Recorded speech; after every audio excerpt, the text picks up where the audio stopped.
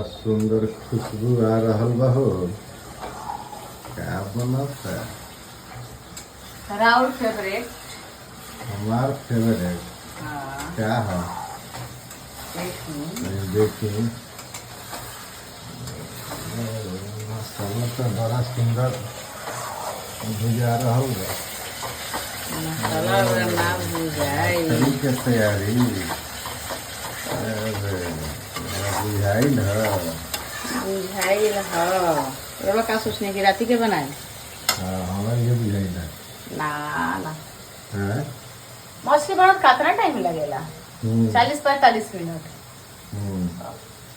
बन जाई खाके निकल जाए शाम के ना बनी। शाम के आइले तो हम ही हारा रही तो हमू चाहिए कि बोरा ही में जन लोग बना दी शुरू हमारा गइल है। गइल ह कहीं देखल जाए भाई क्या प्लान बन वाला रहल बा। दोसरा बने लगल कैसे अभी है ना सरप्राइज देने के लगल भात बनिए गइल बा।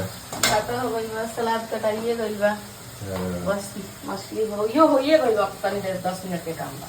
हाँ तैयारे रखो।